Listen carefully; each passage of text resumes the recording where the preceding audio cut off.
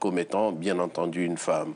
Dans la tribune que j'ai publiée, j'ai aussi dit que, bon, nous avions l'expérience que les Africains étaient défaillants pour défendre l'Afrique et que donc, puisqu'il n'y avait qu'une seule femme parmi tous ces hommes candidats, il était important, effectivement, de miser cette fois-ci sur la femme.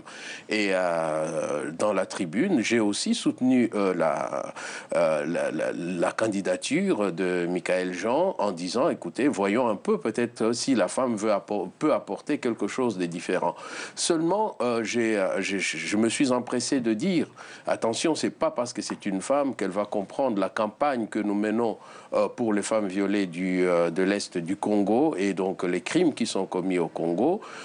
Pour moi, le fait qu'elle soit femme n'est pas une garantie et la confiance n'exclut pas le contrôle. À la différence que Mme Michaël Jean a à son actif quand même un engagement en faveur des femmes. Oui, tout à fait. Sauf que, je dis, la confiance n'exclut pas le contrôle. Pourquoi?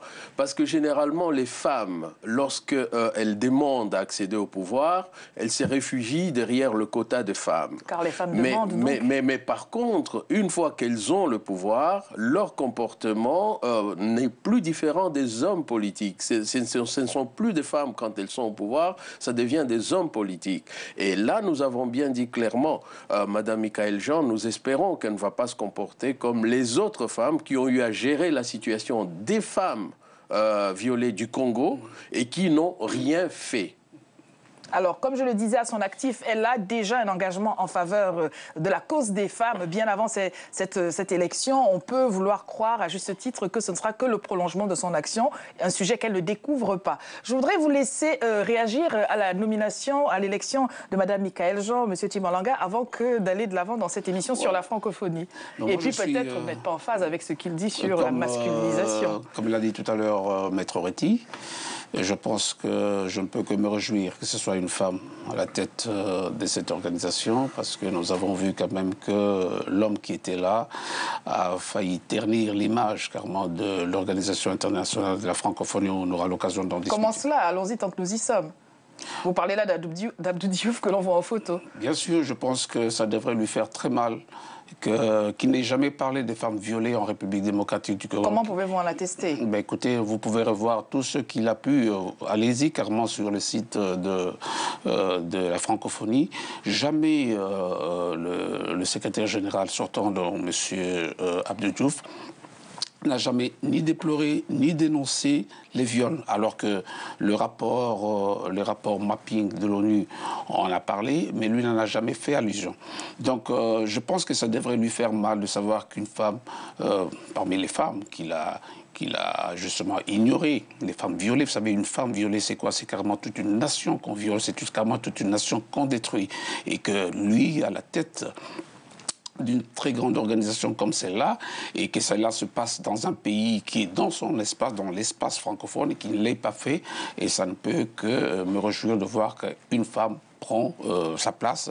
Et nous espérons aussi, comme l'a dit Maître Reti, que cette femme aura l'occasion de pouvoir faire valoir ce qu'il est, et notamment se pencher aussi sur le cas des femmes qui ont été violées en République démocratique du Congo. Alors, pour revenir sur la déclaration de Mme Michaël Jean, elle l'a bien dit, on ne remplace pas M.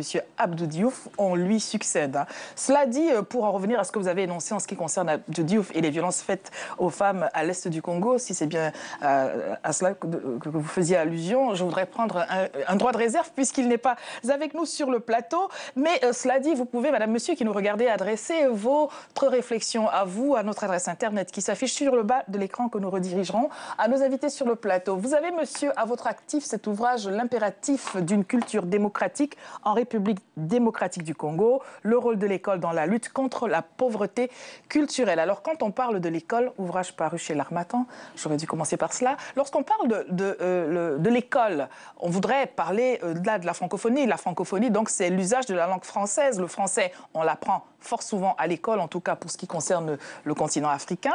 Si les femmes ne sont pas massivement présente sur les bancs de l'école, comment peut-on espérer qu'elle puisse s'approprier l'usage de la langue française et puis transmettre cela? Je voulais aller au-delà de cette pensée qui veut que la francophonie ne se limite que sur la langue française, parce que la francophonie n'a pas trait ni à l'intonation ni à l'accent.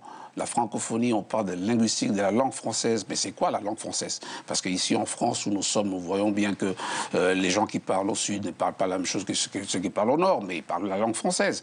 Donc la langue française dont on fait allusion dans la francophonie a trait plutôt aux valeurs qui accompagnent cette langue. C'est quoi? C'est l'humanisme et le droit de l'homme.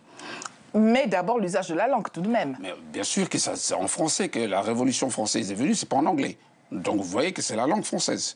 Cette langue-là qui a permis la Révolution française, et c'est là maintenant que la France a voulu partager avec tout l'espace qui parlait la même langue que la sienne. Donc c'est là. Donc cette langue-là donne une certaine valeur à une femme. Donc voilà pourquoi la langue française, elle est aujourd'hui celle qui permet que la femme puisse accéder, notamment, bon, il parlera qu'on succède, on ne succède pas. Qu'est-ce que vous avez dit tout à l'heure qu'elle ne succède pas? Madame Michaël Jean a dit on ne remplace pas Monsieur Abdou Diouf, on lui succède car vous disiez... Mais de toute façon, c'est nous qui allons remarquer le remplacement par rapport à ce qu'il aura à faire. Parce que bon, moi, je pense effectivement que le discours qu'il y a eu, on ne remplace pas Abdou Diouf, on le succède. Abdou Diouf, très applaudi. Bon, ça, tout ça, c'est éventuellement, c'est pour les caméras. Bon, c'est de la diplomatie, c'est une façon de parler. Mais personne n'a parlé du bilan, personne n'a dit le bilan d'Abdou Diouf était ceci. Bon, bien sûr, qu'il soit grand, qu'il soit beau, qu'il soit ceci, cela, qu'il soit charismatique. Bon, ça, c'est très bien. Vous le lui concédez donc. On peut bien le lui concéder. De ce point de vue, personne ne sera plus grand que lui. En tout cas, jamais moi, jamais Madame Michaël Jean. Bon, c'est sûr et certain, personne ne pourra le remplacer.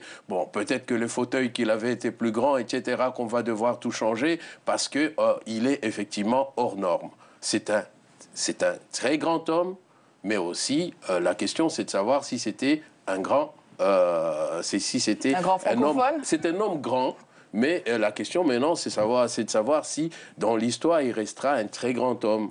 Alors, si vous le voulez bien... Mais maintenant, sur la question de l'école et du français, et je vous le donne en mille, avant la fin de son mandat, Madame Michaël Jean, si elle reste dans la même lancée des erreurs du bilan de la francophonie, c'est-à-dire c'est que nous, peuple francophone, on ne voit pas de nos yeux. Ça reste éventuellement une histoire des bureaucraties, des histoires des gens qui s'échangent des millions de dollars entre eux, etc. Mais qu'est-ce qui arrive effectivement à la base? À la base, c'est que nous voyons ceci. Parlons de l'école. Vous allez parler de l'école pour un enfant congolais qui connaît depuis 17 ans une guerre dont il ne trouve pas et qui ne connaît pas l'explication. Vous allez parler de l'école à un enfant français qui est un bébé français qu'on éventre, qu'on coupe à la machette. Vous allez parler de l'école et du français à une femme qui ne sait plus où fuir parce qu'en fait, après avoir échappé à un viol, elle tombe encore sur d'autres violeurs qui lui rentrent des objets contondants dans le... Tout ça, en fait, pour moi, c'est superfétatoire. Le peuple africain qui nous regarde et qui compte sur la francophonie voudrait d'abord savoir est-ce qu'il y a un bien-être, qu'il soit francophone, anglophone ou quoi, mais est-ce qu'ils vivent d'abord bien? Or là, sur ce plan-là, le bilan d'Abdou Diouf sur la question des résolutions des conflits dans la zone francophone est choquante. Quand on prend le cas du Congo, où le Congo est attaqué par des voisins, et quand on sait par exemple qu'un des voisins, qui est le Rwanda, a abandonné la langue française comme langue officielle pour prendre l'anglais, mais qui est quand même resté au sein de la francophonie, quand on sait que depuis 16 ans, ce pays francophone, membre de la francophonie, est entré au Congo, a éventré les femmes, a fait tuer les gens, 6 millions de morts, 500 000 femmes violées, et que l'on se retrouve en face d'un bilan où on nous dit, voilà, il est irremplaçable, moi je me dis, le peuple congolais, lui, qui entend ça, qu'est-ce qu'il va se dire? Cette femme violée, qu'est-ce qu'elle va se dire? Et puis, deuxièmement, on vient nous présenter le bilan en disant, la francophonie s'est agrandie de 7 millions 7 millions de locuteurs. Très bien.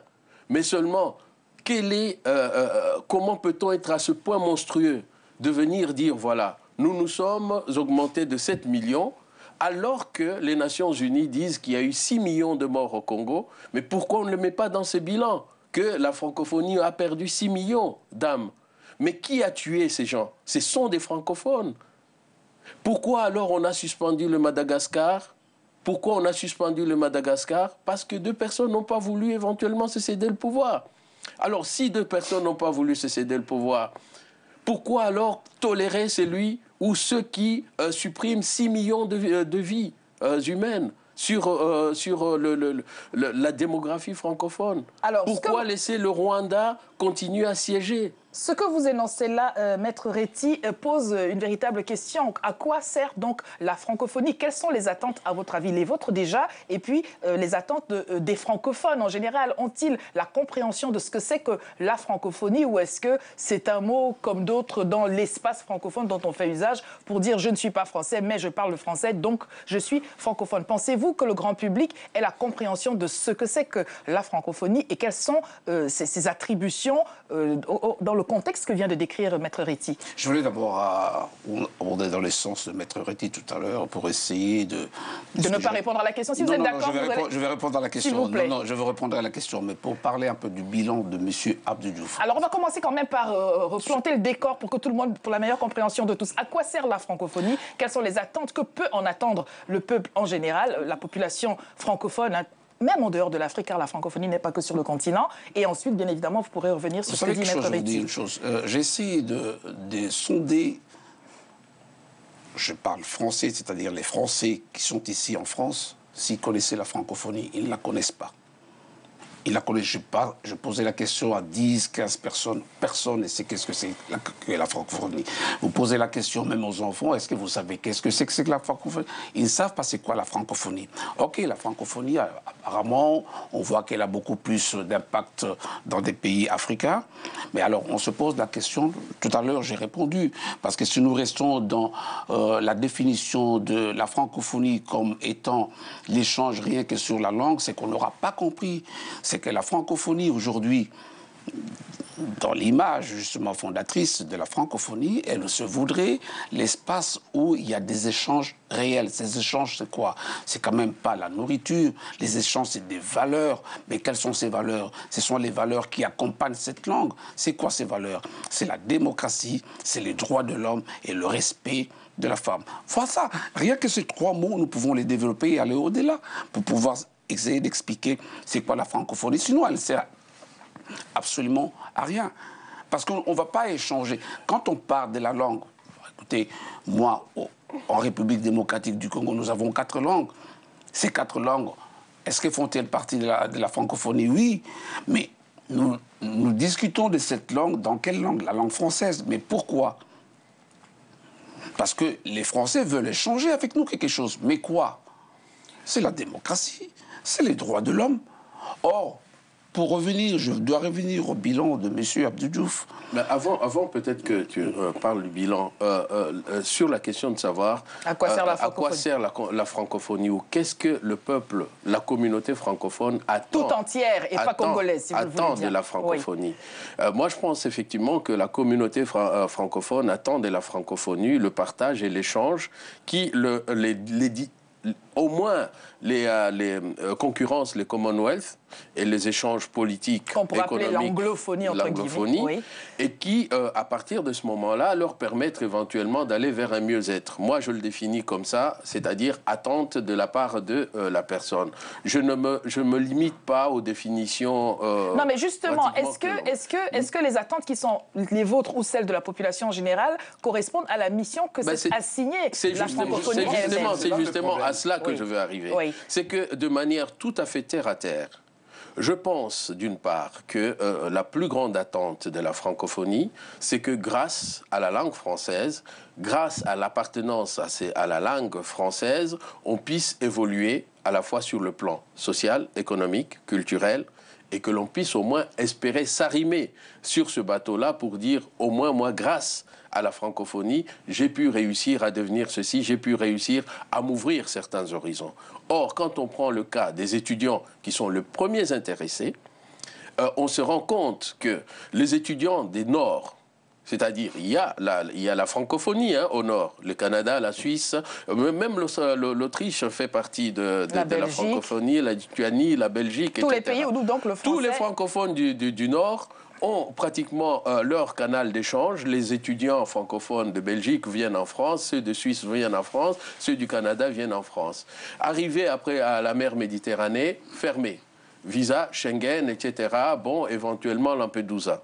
Bon, les étudiants congolais ou africains voudraient aussi voir la francophonie leur apporter cette ouverture. Cette ouverture n'est pas là. Mais quand bien même les Occidentaux voudraient bien fermer et rester tranquilles chez eux, c'est qu'on a bien compris. Bon, la question c'était de savoir effectivement, quand vous regardez le mur de la Sorbonne, c'est limité, il n'y a plus de place même pour les Français eux-mêmes.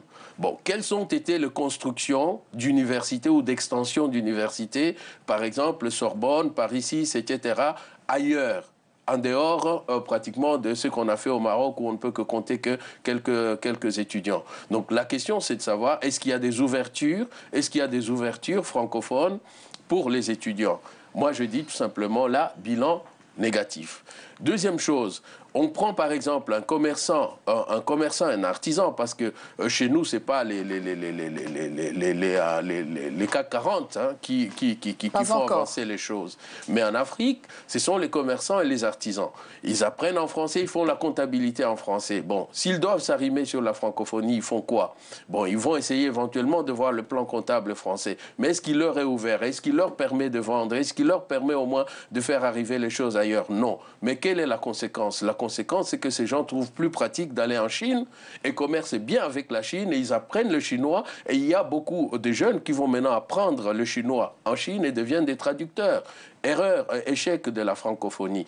Le commerce avec la France est fermé, avec le Canada est fermé, à cause justement de ces barrières administratives et de visa. Ne parlons même pas d'échange des travailleurs migrants. Bon, on ne peut pas venir dire aujourd'hui, je suis un migrant francophone, je peux entrer. Non, c'est difficile, vous êtes exclus. Bon, voilà un peu ce que moi je dis sur le plan purement individuel, c'est que le monde de la communauté francophone était en droit d'attendre de la francophonie. Mais alors, est-ce que Abdou Diouf, 12 ans après... Alors, Abdou Diouf seulement ou la francophonie tout entière? Est-ce qu'Abdou Diouf, 12 ans après, peut apporter un bilan qui puisse être évidemment un bilan dont on dit que on ne peut pas le remplacer? Je pense qu'il faut le remplacer en créant effectivement ce qu'il n'a pas réussi à faire.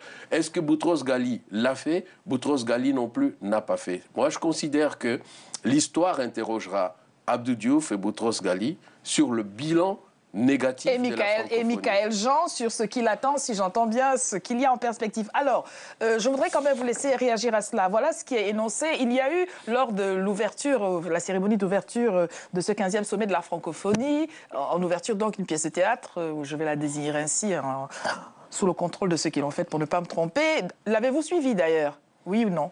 Non, vous ne l'avez pas suivi. Oh, je ne l'ai pas suivi. Alors, deux enfants, un petit garçon et une petite fille, qui étaient dans la pièce ainsi présentée, qui étaient à la recherche de leur père, en quelque sorte. Et à la fin de ce beau spectacle, car il était beau, il faut quand même le dire, on entend l'adulte qui était avec ses enfants leur dire « Vous comprendrez que dire l'Afrique, c'est votre mère, et la francophonie, c'est votre père ». Est-ce que vous êtes en phase avec cela? Je ne suis pas d'accord. Parce que cette façon de pouvoir... Moi, je pense que c'est encore une forme de néocolonialisme. Là. Penser que non, la francophonie, c'est votre père. Non.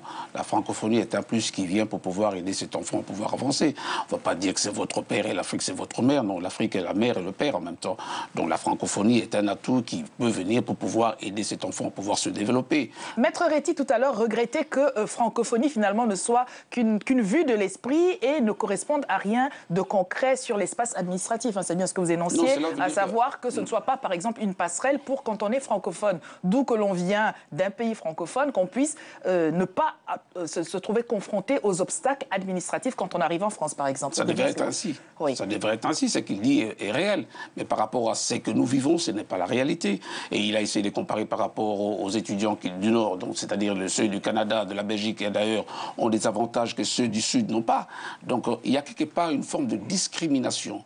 Donc, M. Abdou Diouf, que je tiens à pouvoir, je pense épingler, et après on n'en parlera plus, car il n'est pas la francophonie.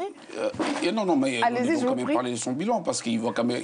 ce monsieur est sorti avec une épine, hein, sous le tas, il y a un talon d'Achille. Ne croyez pas qu'il est parti blanc comme neige. Non, il est parti comme un zèbre, on va en discuter tout à l'heure. Donc, ce que je voulais dire, c'est que je pense qu'il a raison. C'est que nous devons aller au-delà de la francophonie du XXe siècle. On est au XXIe siècle où plus rien n'est caché pour personne. Si à l'époque on cachait, je parle beaucoup plus des Africains qui n'ont pas l'avantage de pouvoir bénéficier des atouts de la francophonie, aujourd'hui c'est fini. S'il y a des petites erreurs et que si Madame Jean ne fait pas attention, on ne va pas l'épargner. Donc elle n'est pas là pour se dire que voilà, je vais en conquistador essayer de faire exactement le remplacement d'Abdou Diouf et violer carrément la déclaration de Bamako. Madame Jean a dit qu'elle n'était pas là pour remplacer Abdou Diouf. Elle l'a dit clairement et donc vous lui prêtez là des propos. Non, elle a plutôt intérêt à le faire en termes de bilan. Elle doit remplacer, je vais vous dire pourquoi. Parce qu'elle n'est pas là. Si elle est là, c'est parce qu'il y a des francophones. Mais elle est francophone. Non, attendez. Si elle est là, c'est d'abord parce qu'il y a des francophones. Comme elle. Bien sûr, on ne va pas prendre un anglophone pour... Absolument, mais il est important de le préciser. C'est-à-dire qu'il y a un langage qui dit chez nous, quand il y a un chef, c'est parce qu'il y a des hommes. Quand il y a des hommes, ils se veulent un chef. OK ? Et on n'a que les dirigeants que l'on mérite. Car, je crois qu'on n'a pas mérité... Car comme l'a dit Césaire, si nous avons été colonisés, c'est parce que nous étions colonisables. Je ne pense pas. Donc ça, c'est encore des débats qu'on pourra avoir l'occasion de pouvoir dire. Non, je n'ai pas évoqué, je dis... Non, attendons. Je dis quand il y a un chef, parce que vous avez dit, vous insistez du fait qu'elle est aussi francophone. Oui, on ne peut sortir que des francophones, une francophone ou un francophone pour pouvoir nous diriger. C'est pour ça que je dis, lorsqu'il y a des hommes, ou bien quand il y a des francophones, c'est pour ça qu'elle est là. Si les francophones n'étaient pas là, elle ne serait pas là. Donc on ne serait pas parti chercher une anglophone. Alors, ce que je voulais dire, c'est qu'elle n'est pas... Comme elle dit, elle doit remplacer M. Abdou Diouf. J'insiste parce que cette situation a pu faire couler l'encre. Quoique la plupart des médias n'en ont pas parlé, mais les Congolais étaient debout partout pour pouvoir dénoncer ce que M. Abdou Diouf a fait. C'est quoi qu'il a fait? En fait, il a violé carrément la déclaration de Bamako. Si vous ne la connaissez pas, la déclaration de Bamako, c'est les textes normatifs en référence. Or, partout, il parlait de ce texte-là. Lorsqu'il s'agissait maintenant de la République démocratique du Congo, il a évoqué tout à l'heure Maître Reti. Le Madagascar. Il a suspendu le Madagascar, il a suspendu, la Guinée, il a suspendu le Mali, la Mauritanie, en se référant justement de la déclaration de Bamako sur le chapitre 5. Le chapitre 5 dit quoi? Voici les... il donne plutôt une certaine... des actions à mener lorsque, dans un pays, on ne respecte pas le droit de l'homme ou on prend un pouvoir d'une manière anticonstitutionnelle. Alors on s'est posé la question, pourquoi il n'a pas fait en République démocratique du Congo? Et quand vous essayez de regarder tout ce qu'il a fait comme déclaration, ce monsieur n'a jamais dénoncé, ni parce qu'on sait bien que Joseph Kabila est un délinquant, parce qu'il a pu, par le délit et par les délits qu'il a commis, c'est-à-dire les tricheries et les fraudes, ce sont des délits reconnus, alors que partout, dans tous les rapports de l'Union européenne, le rapport du Centre Carter, on parle des élections non crédibles ou des résultats non crédibles. M. Abdou Diouf a brillé par son silence. Alors on s'est posé la question, pourquoi ce silence? Et pire, c'est que ce monsieur est parti sans dire aux citoyens de l'espace francophone pourquoi il a violé la déclaration de Bamako, qui est le texte normatif en référence. Donc vous n'allez pas me dire que ce monsieur est sorti plus blanc que neige. Au contraire, ces applaudissements, comme il a dit tout à l'heure, ce ne sont que des formes diplomatiques. Mais en réalité, je crois qu'il a un pincement de cette méchanceté qu'il a pu exprimer envers le peuple congolais. Alors, bien que nous ayons un avocat sur le plateau, nous ne faisons pas le procès d'Abdou Diouf, mais de la francophonie, et même pas le procès, mais bilan et perspective. Alors, tout de même, est-ce que des francophones non africains et bien évidemment non congolais sont en droit, eux, de leur fenêtre, d'attendre tout autre chose que ce que vous énoncez là? Parce qu'on entend bien que vous êtes congolais et que vous avez des préoccupations qui concernent à juste titre et légitimement la République démocratique du Congo, mais la francophonie n'est pas que cela. Vais-je vous demander de faire l'effort d'ouvrir toutes les fenêtres pour quand même rester et donner de la visibilité de ce que peut attendre chaque citoyen francophone de cette francophonie, encore une fois? Ah, ça c'est une très belle question. Je me pose la question de savoir si la francophonie, dans le sens de ce que le Canada peut attendre ou donner aux autres, est assez audible. Je ne sais pas si les Belges ou les Suisses, du fait de faire partie de la francophonie, nous apportent quelque chose ou alors entendent apporter quelque chose. J'ai comme l'impression, finalement, que la francophonie, c'est un peu l'entonnoir à travers lequel éventuellement on essaie de distiller un peu du jus africain, etc., pour voir ce qu'on peut en faire. Bon, la messe... Qu'entendez-vous par là? La messe de ce week-end, donc ce qu'on appelle les sommets. C'est généralement des messes dans lesquelles éventuellement... On va dire des sommets si vous êtes d'accord. Ce n'était que des sommets. C'est des messes dans lesquelles les chefs d'État africains mettent beaucoup de leur énergie, de leurs apparats, etc. Je me demande même si ce n'est pas les seuls qui viennent avec les premières dames. Donc, ils mettent les apparats. Et puis, en réalité, j'ai observé hier... Qu'avez-vous contre les premières dames? Non, j'ai observé... Elles devraient rester à la maison? Non, j'ai observé hier les chaînes françaises. Je parle de la France. Il fallait vraiment zapper pour trouver une chaîne qui fait le reportage sur ce qui s'est passé à Dakar. Ou alors attendre seulement le moment des informations. On parlait plus des élections de Sarkozy, on parlait plus des affaires intramureuses. La francophonie, sincèrement, ce week-end, c'était seulement les services Afrique de certains médias. Première chose. Et là, je me suis dit, est-ce qu'il se passe vraiment quelque chose à Dakar? Est-ce que c'était une surprise pour vous, d'une part? Parce que monsieur le disait au début de cette émission, les franco-français n'ont pas connaissance de la francophonie. Mais quelque part, cela ne va-t-il pas de soi, puisque la francophonie, en réalité, concerne les francophones, les locuteurs de la langue française, qui ne sont pas eux-mêmes français, on va dire, de souche? Oui, mais quand et c'est là où, tout en étant pas du tout d'accord avec la politique du Rwanda, j'abonde dans le sens de la ministre des Affaires étrangères rwandaise. Quand on vient de Paris et que l'on dit je ne veux plus que désormais vous violiez vos constitutions. Bon, le jeu, c'est qui s'adresse à qui? Je, jusqu'à preuve du contraire, dans la langue francophone et française, désigne la personne qui parle. Et la question maintenant, c'est de savoir, est-ce que cela s'oriente ou se tourne vers les différents États francophones qui étaient dans la salle, mais qui participent au pillage du Congo, de l'Afrique, qui participent éventuellement aux guerres en Afrique? Est-ce qu'il y avait un message qui était adressé à ces francophones outre-Afrique? Alors vous faites là, pour la meilleure compréhension de ceux qui ne l'ont pas suivi, vous faites là allusion donc au discours du président François Hollande dans son allocution, donc qui précisait entre autres choses qu'il dénonçait en tout cas la volonté et de remaniement des constitutions dans les pays africains, la volonté pour certains dirigeants africains de ne pas vouloir quitter le pouvoir et de manquer de démocratie, c'est bien cela. Oui, sauf que nous savons que si certains ont été maintenus, si Blaise a été maintenu là-bas,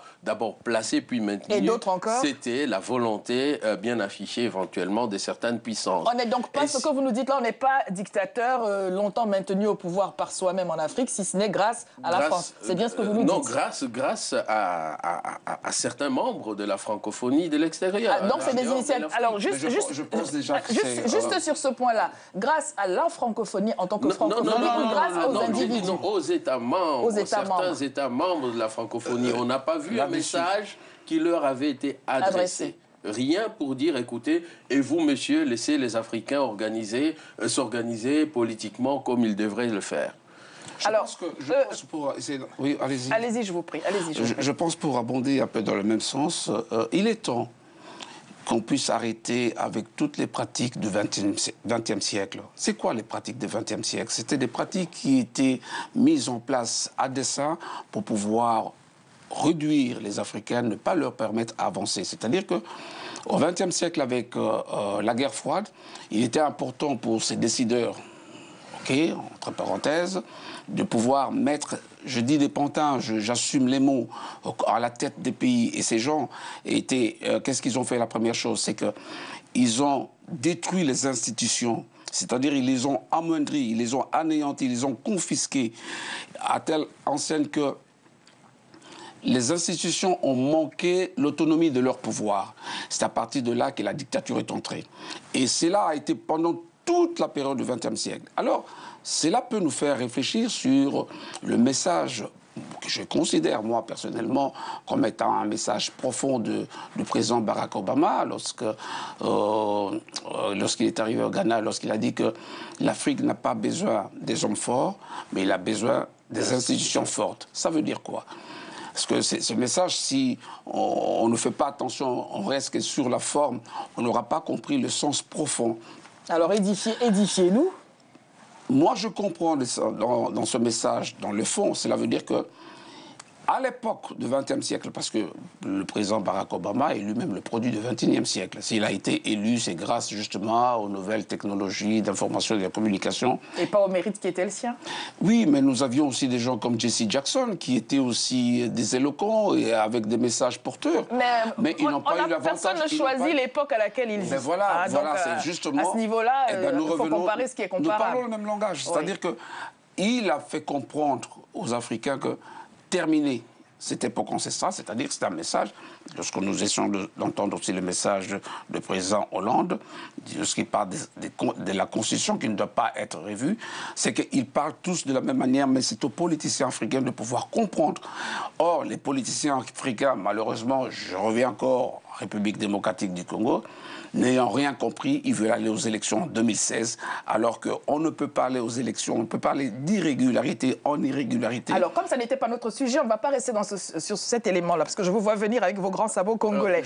Pardonnez-moi, je voulais vous laisser réagir sur un point. Maître Areti nous disait tout à l'heure, j'espère que Michaël Jean ne va pas, comme toutes les femmes qui prennent le pouvoir, se masculiniser. Voulez-vous réagir à cela? On va déjà parler de l'organisation de l'Union africaine. Il y a donc Madame, ça y est, docteur Dlamini Zuma. Est-ce que vous pensez que c'est une femme qui, quand elle est dans un cercle de pouvoir, se masculinise ainsi qu'il évoquait, et redoutez-vous que Michaël Jean procède ainsi d'ailleurs? Je pense que ce qu'il a voulu dire, je ne veux pas, dans ma compréhension... Non, mais donnez votre avis. Oui, dans ma compréhension, dans ce qu'il a voulu dire... Non, dans votre appréciation des femmes dans les cercles de pouvoir. Non, j'ai un grand respect pour les femmes. Vous savez, ne commencez pas à me pousser... Des femmes dans le cercle de pouvoir. Mais dans le cercle de pouvoir en général, oui. Une femme, parce que c'est une femme, essaie d'être encore beaucoup plus dure qu'un homme, tout simplement parce qu'elle doit arriver à s'exprimer. C'est un peu le cas, permettez-moi de pouvoir le dire, comme un Africain ici en France, on lui demande de doubler les efforts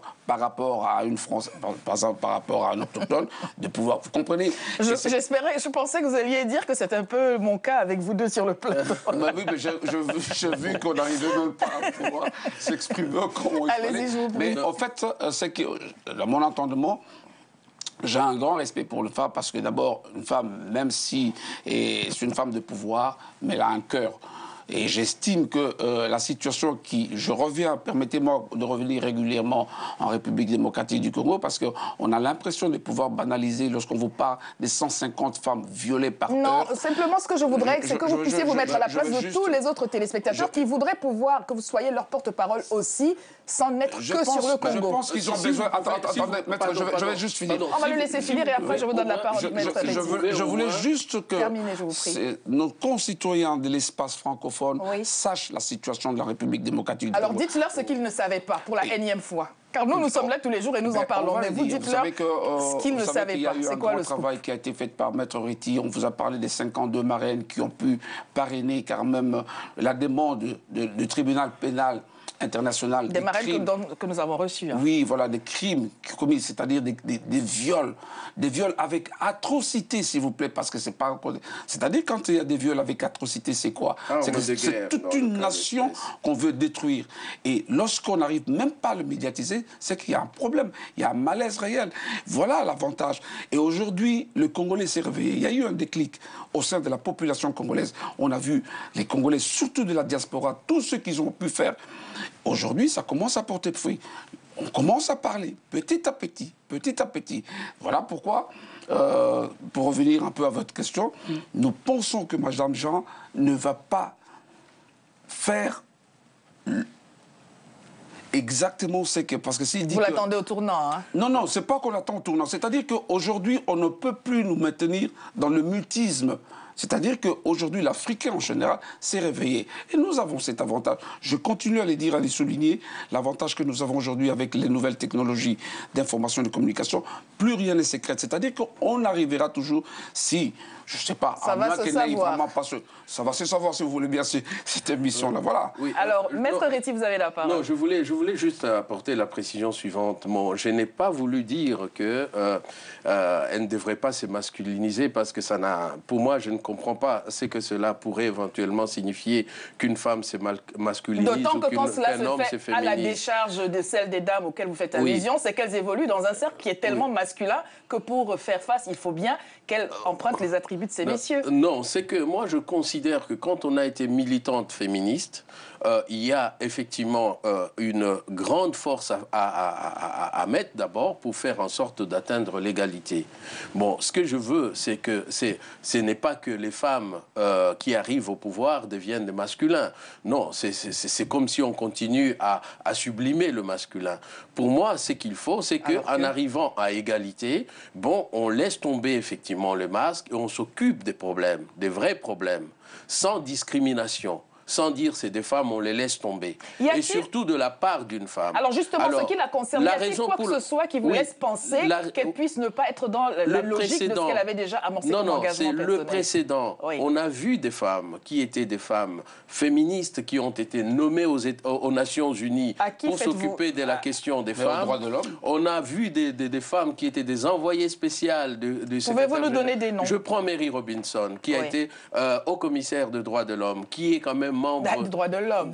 Non, oui, mais c'est ça. Mais oui, mais vous savez, les mots ont leur sens. Et la francophonie, en cela, devrait moins pécher que de féminiser. Elle a été haut-commissaire des Nations Unies aux droits de l'homme. C'est les Nations Unies qui le disent eux-mêmes. Bon, en tout cas... Il serait temps que ce soit les droits humains pour que les hommes et les femmes Et nous arrivons à la situation où, au moment où on lui confie le dossier Congo, pendant que nous battons pour que les bourreaux puissent au moins aussi se mettre à fuir, madame passe tout son temps à diffuser partout une politique qui consistait à dire, voilà, pour moi, la priorité, c'est l'amnistie de ces gens. L'amnistie de ces gens pour faire quoi?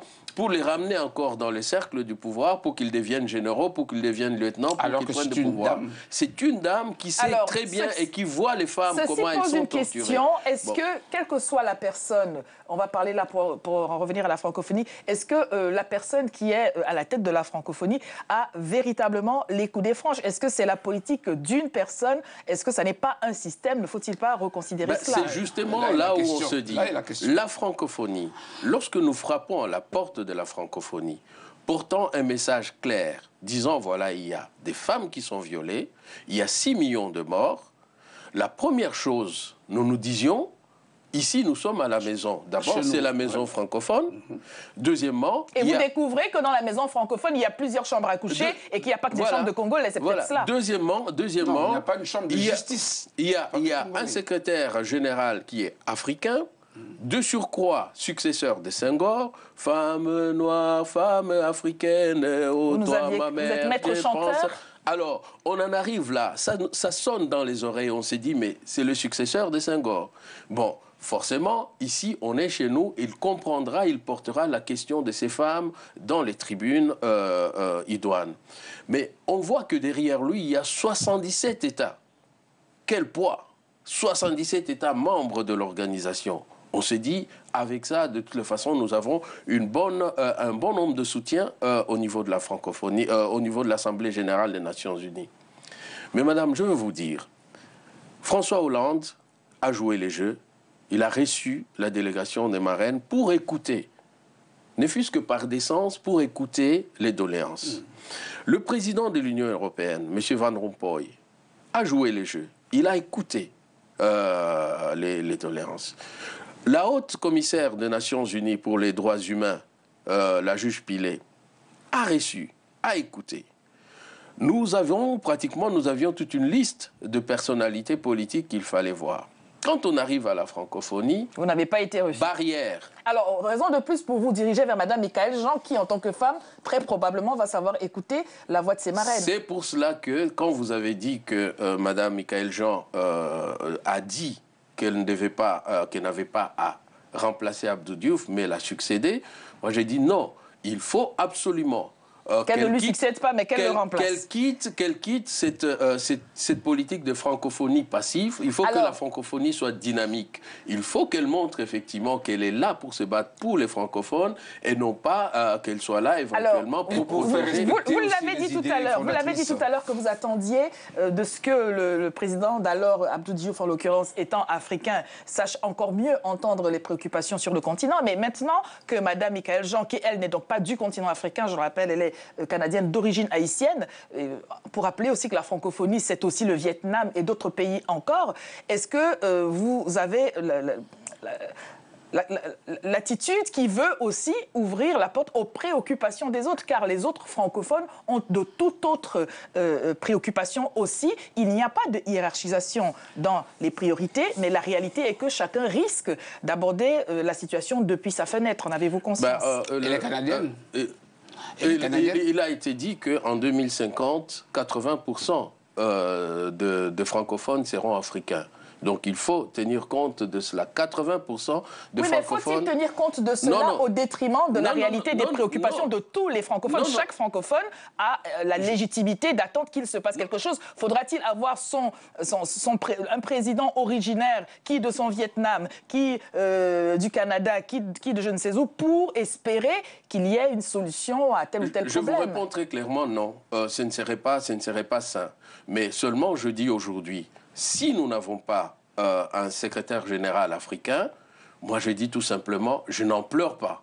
Parce que ceux qui ont été là n'ont pas montré... Vous en faites pleurer, donc vous n'en pleurez plus. Donc ils n'ont pas montré effectivement qu'ils étaient à mesure d'apporter quelque chose. N'est-ce pas la révélation de ce que la francophonie, contrairement à votre perception vue de votre fenêtre locale, n'est donc pas... Elle échappe complètement aux considérations géographiques. La francophonie n'est pas la propriété, la chasse gardée des Africains francophones, comme on aurait pu le croire peut-être. Non, plutôt... On découvre là, à son grand détriment, que la francophonie, c'est tout et pas seulement cela. Mais on a l'impression, en fait, qu'elle est là pour soumettre les Africains, beaucoup plus les Africains, parce qu'on donne l'exemple, les étudiants canadiens, les étudiants belges. Mais il y a d'autres réalités à cela. Il y a des réalités territoriales en quelque sorte, parce qu'on n'est pas dans l'espace francophone de manière physique, on est dans l'espace francophone de manière, j'ai envie de dire, virtuelle. Alors, mais il y a une réalité géographique qui veut qu'on appartient à un espace Schengen, pas Schengen, avec d'autres réalités aussi. Dans ces cas, vous serez d'accord avec moi en disant que cet espace-là veut échanger. Mais échanger quoi? Est-ce que c'est la langue? Parce que vous n'allez pas... Manifestement, oui. Mais alors, si c'est la langue, moi je veux vous dire c'est une denrée difficile à vendre. D'abord, c'est difficile. Deuxièmement, on se pose la question sincèrement ici, à quelques mètres de l'Académie française. Il y a des enfants français qui parlent très mal français. Il y a même maintenant des hommes politiques français qui parlent très mal français. Et on a finalement des enfants dans le fin fond de l'Afrique qui se cassent le ménage pour parler très bien français. De Molière. Et puis ça ne leur apporte absolument rien en définitive. Alors que préconisez-vous? Il faudrait peut-être qu'on aborde quand même les perspectives avant la fin de cette émission. Que préconisez-vous? Vous parliez de la Chine tout à l'heure. Faudrait-il que la francophonie prenne en compte que la Chine, par exemple, aujourd'hui est présente en Afrique et qu'elle n'est pas présente qu'économiquement. Elle pourrait, elle aussi, à sa manière, créer un espace où le chinois, en l'occurrence... Mais si la francophonie continue toujours à commettre des erreurs qui sont contraires à ses idées fondatrices, je pense qu'elle va perdre pédale et elle le sera à l'occasion aux autres. Je donne l'exemple de la situation de la République démocratique du Congo dans laquelle je reviens. Il y a eu une guerre qui a été imposée où le Rwanda qui s'est déclaré carrément anglophone, où on a vu carrément les Commonwealth qui ont aidé le Rwanda et l'Ouganda à pouvoir envahir. N'est-ce pas du clientélisme? Mais, si vous voulez bien. Mais attendez, on voit d'abord les anglo-saxons qui prennent l'espace francophone et les francophones restent calmes à la tête un francophone qui n'ose même pas dénoncer. Il y a un souci, il y a un malaise. Alors, est-ce que les pays africains auraient avantage à tous envisager de ne pas être que francophones, mais aussi anglophones? Je ne veux pas citer le Cameroun qui est à la fois francophone et anglophone. Je pense que les choses aussi... Envisager cela, est-ce une issue pour échapper à ces hégémonies? Mais s'il y a toujours des malaises comme ceux que nous vivons, en tout cas la francophonie est appelée à disparaître demain. Alors, pour moi, les perspectives, si on peut le dire, d'abord, il faut commencer par simplifier le français.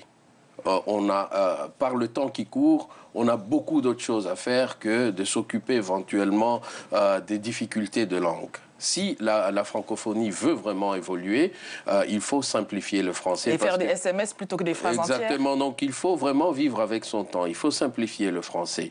Bon, quitte à ce qu'il disparaisse écoutez, de toute façon, si on y met quelques bribes de lingala, pourquoi pas les autres langues ont évolué comme ça.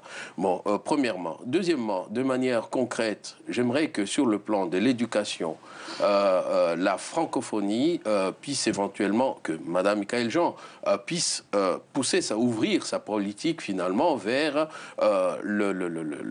la construction des institutions d'éducation in situ. On ne demande pas, on n'est pas demandeur forcément d'immigration, mais on demande... Encore que depuis tout à l'heure, Maître Réty, pardonnez-moi, mais c'était bien... Non, je constatais la carence. Oui, mais carence parce qu'il y a une demande. Ils vendent la francophonie, mais ils ferment les portes. Mais la francophonie n'avait jamais promis autre chose que l'espace virtuel, le partage de la langue. J'ai entendu certaines personnes, et notamment, je ne vais pas les citer, mais qui dernièrement ont sorti une tribune qui dit, voilà, la francophonie n'est rien d'autre que la France-Afrique sous une autre forme. Bon, mais en tout cas, une chose est certaine, c'est que si on veut vraiment être sérieux sur la question de l'éducation, il faut tenir compte de ce que les verrous au niveau des frontières sont là.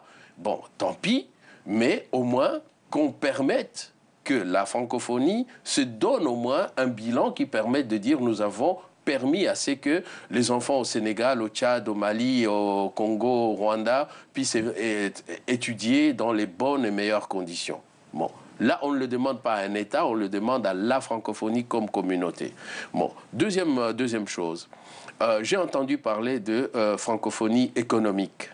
Très bien. Quand on ouvre les chantiers économiques entre les très forts et les très faibles... C'est-à-dire entre les hommes et les femmes? Non. Entre le nord et le sud. Oui, je l'avais compris de ma fenêtre. Non, mais c'est une réalité qui est là. Car on va décliner une francophonie efficace, mais au masculin seulement, alors qu'il y a des femmes dans le tissu économique qui ont besoin, entre le nord et le sud, c'est de faire en sorte que, par exemple, les mama bands, qui constituent une force économique en Afrique, puissent avoir aussi la possibilité de faire commerce sans quémander un visa. Sans quémander un visa. Bon, que le Canada commence d'abord par montrer que les mama bands sont les bienvenus au Canada plutôt qu'en Allemagne. À la décharge du Canada, quand même, en termes de politique d'immigration, on sait bien qu'il y a la fameuse loterie et des gros appels de phare pour que les gens puissent y aller. Ça n'est pas encore le cas des autres pays francophones, c'est le moins que l'on puisse dire. Des perspectives ? Oui, moi je voudrais, moi je reviens toujours sous l'aspect du droit. Moins de 2 minutes. Quoique Maître Réty, qui est plus juriste... Marcher sur ses plates-bandes. C'est-à-dire que je vais essayer de le faire. Il ne m'en tiendra pas en cœur. C'est que je voudrais que Madame Jean puisse respecter les droits écrits, c'est-à-dire que nous avons quand même ce qu'on appelle la déclaration de Bamako, qui est, jusqu'à preuve du contraire, la charte qui régit la francophonie. On parle de droits de l'homme, on parle d'aider les pays à pouvoir surtout donner une certaine force à leurs institutions. Or, en ce moment, nous vivons en République démocratique du Congo un pouvoir illégitime et nous voudrons d'abord qu'il puisse se pencher sur ce pouvoir-là. On va finir sur un point, un peu moins d'une minute. Est-ce que c'est propre à un pays, et là vous parlez de la RDC, mais il y a d'autres pays en Afrique aussi qui vivent des situations analogues, je parle du point de vue politique. Ne faut-il pas une démarche collective et non pas d'un pays, pays par pays, pour espérer que les choses bougent de l'intérieur aussi, à votre avis? En termes de quoi? En termes de respect des droits? Respect de droits et de changement. Moi, je dirais tout simplement ceci. On ne peut pas jeter la pierre qu'aux pays africains. Vous savez, le premier responsable des violations des constitutions africaines, c'est pratiquement les Occidentaux. Quand on vous sort la liste des violations de constitution qui ont été soutenues par les pays occidentaux et même qui sont membres de la francophonie, on doit se dire tout simplement que cette discipline doit être acquise de tout le monde. Un dernier point, ne faut-il pas que les peuples eux-mêmes aussi changent de posture, car, comme on disait quelqu'un, on n'a que les dirigeants que l'on mérite. Le peuple en République démocratique du Congo a changé de posture. Les peuples, pas le peuple. Je parle, ça reflète, madame. Vous confisquez comme le font d'aucuns. Je ne confisque pas, c'est-à-dire que j'aide aussi nos frères de l'espace. À ne regarder que vers le Congo. C'est-à-dire qu'en République démocratique du Congo, il y a eu des élections qui ont été reconnues partout comme étant des élections tronquées. En République démocratique du Congo seulement? Mais je vais vous dire, je vais vous dire le mot. C'est-à-dire que lorsque nous avons la communauté internationale qui dit que les résultats, quoique irréguliers, ne changent pas l'ordre d'arrivée, ça fait réfléchir, madame. Merci à tous les deux pour ce que vous avez voulu bien apporter sur le bilan et les perspectives de la francophonie, en espérant que chacun va pouvoir de chez lui quand même décliner cela à l'aune de ses couleurs nationales, puisque sur ce plateau, ces messieurs ont très difficilement lâché l'affaire sur leur pays. À eux, merci beaucoup à vous. C'est le premier pays francophone. Ah, c'est le premier. Ah là là. À demain. Pays francophone. Quelle charité, messieurs.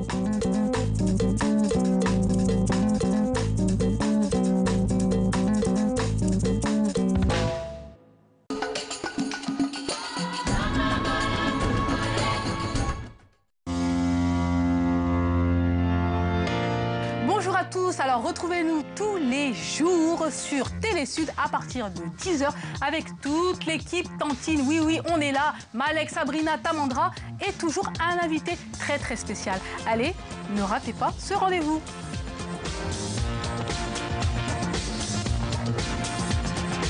Prenez un bain de bonne humeur avec Tantine du lundi au vendredi à 10h sur Télésud.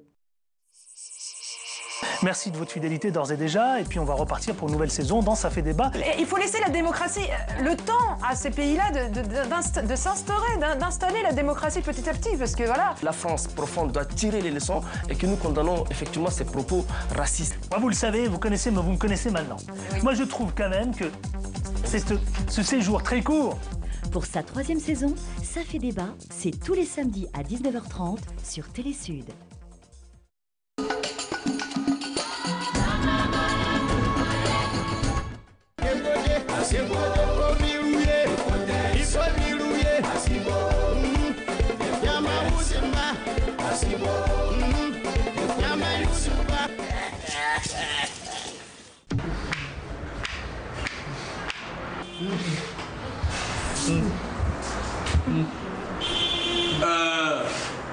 Vous savez un peu?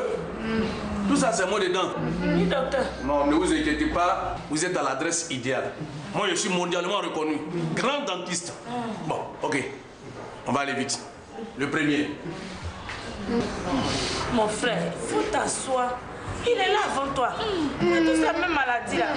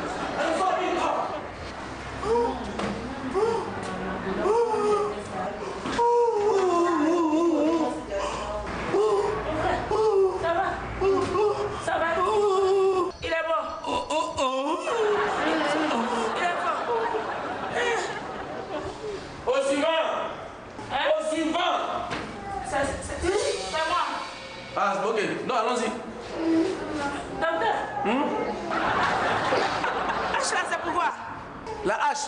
Oh non, t'inquiète. Souvent, quand tu vas arracher les dents des patients là, ils bougent leur tête. Donc, ils prennent hache là pour caler ça. Quand ils bloquent, tu ne peux plus bouger.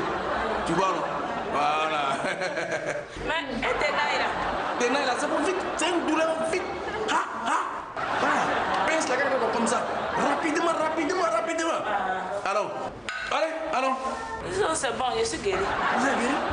Ça va? Oui, ça va. Ok, il n'y a pas de problème. Déjà, c'est le résultat. Hein? Au suivant!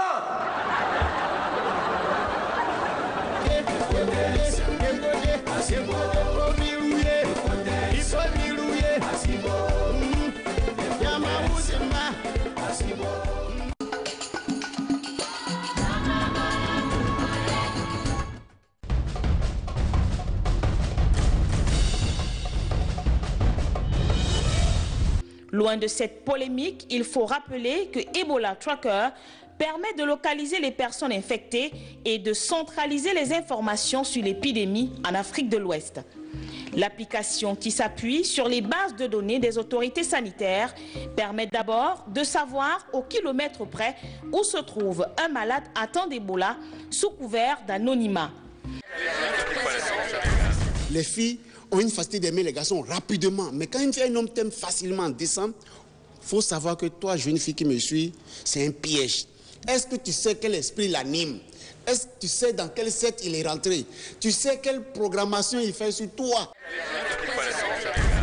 Pareillement, lorsque la femme d'aujourd'hui, la femme, je dirais, moderne, va au travail, ce que nous les hommes nous recherchons déjà, parce que ça, ne nous cachons pas, un homme aujourd'hui recherche forcément une femme qui a un boulot pour qu'elle soit une aide, un soutien pour lui.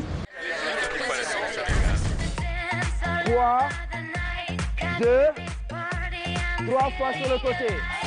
8, 7, 6, 5, 4, 3, 2, on charge, même chose. 8, 7, 6, 5, 4, 3, 2,